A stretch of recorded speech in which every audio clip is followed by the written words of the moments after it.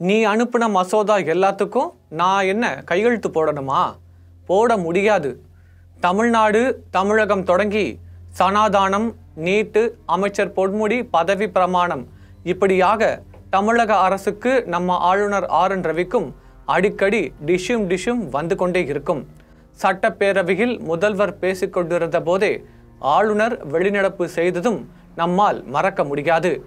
நிலைமையோ இப்படி இருக்க, இந்த ஆண்டு சுதந்திர தினத்தை முன்னிட்டு ஆளுநர் தனது மாளிகையில் தேநீர் விருந்திற்கு ஏற்பாடு செய்திருந்தார்.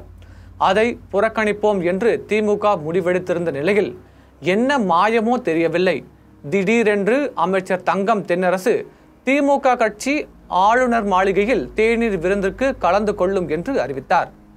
முதலில் திமுக தேநீர் விருந்தை புறக்கணிப்போம் என்றவுடன் கூட்டணி கட்சிகளும் ஒன்று சேர்ந்து நீங்களே போகவில்லை, நாங்கள் மட்டும் போவோமா என்ன, போக மாட்டோம் என கப்சிப் ஆனது. ஆனா திமுகவோ சடன் பிரேக் போட்டு யூட்டர்ன் அடித்து நாங்கள் போவோம் என்றவுடன் ரொம்ப ஷாக் ஆகி விட்டார்கள் எதிர்கட்சியினர்.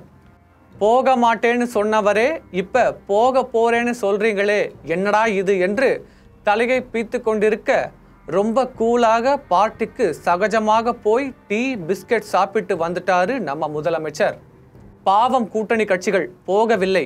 விசிக, காங்கிரஸ் உட்பட அனைவரும் என்னப்பா நீங்கள் சொல்லவே தானே நாங்களும் போக மாட்டோம்னு சொன்னோம், இது நியாயமா அப்படின்னு வடிவேலு பாணியில் புலம்பி உள்ளனர்.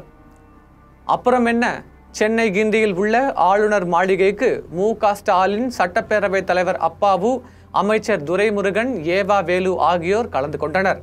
அதாவது சுதந்திர தின விழா கொடியேற்றத்திற்கு பின்னர் சென்னை தலைமைச் செயலகத்தில் செய்தியாளர்களை சந்தித்த தமிழக நிதியமைச்சர் தங்கம் தென்னரசு என்ன சொன்னார்னா, ஆளுநருக்கும் திமுகவுக்கும் நிறைய ஏட்டிக்கு போட்டியா சில கருத்து மோதல்கள் இருக்கத்தான் செய்யுது. என்ன பண்றது, அதை ஒரு பக்கமா மூட்டை கட்டி வைத்துவிட்டு ஆளுநர் என்கிற அந்த பதவியின் மீது, அந்த பொறுப்பின் மீதும் முதல்வருக்கு பெரும் மதிப்பு வச்சிருக்கிறாரு. மதிச்சு கூப்பிட்டா போய் தானே ஆகணும், அதான் வேற ஒண்ணுமில்லை என்றாரே பார்க்கலாம். இருக்கிறது. ஆனால் ஆளுநர் என்கின்ற அந்த பதவியின் மீது, அந்த பொறுப்பின் மீது மாண்புமிகு முதலமைச்சர் அவர்கள் பெரும் மதிப்பு கொண்டிருக்கிறார்கள். எனவே அரசினுடைய சார்பில் அரசினுடைய நிலைப்பாடு என்னவென்றால், அவருடைய பதவிக்கு, அவருடைய பொறுப்பிற்கு மதிப்பளிக்கக்கூடிய வகையில் ஆளுநர் கொடுத்திருக்கக்கூடிய இந்த அழைப்பினை ஏற்று இந்த விடுதலை திருநாள் விழாவில் அவர் அழைத்திருக்கக்கூடிய இந்த தேநீர் விருந்தில் நம்முடைய அமைச்சர் பெருமக்கள் அதிலே பங்கேற்கிறார்.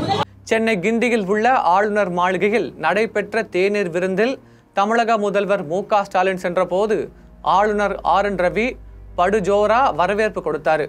காணாத காட்சிகள் அரங்கேறியது அங்கு. அதான் அங்க ஹைலைட். ஆமாங்க, ஆளுநரும் முதல்வரும் பக்கத்தில் உட்கார்ந்து பேசிக்கொண்டாங்க. அண்ணாமலை, ஏவா வேலு 2 பேரும் பரஸ்பரம் குசலம் விசாரித்து கை குலுக்கி கொண்டார்கள். துரைமுருகனுக்கு வணக்கம் சொன்னாரு அண்ணாமலை. OPS வந்தாரு, பிரேமலதா வந்தாங்க.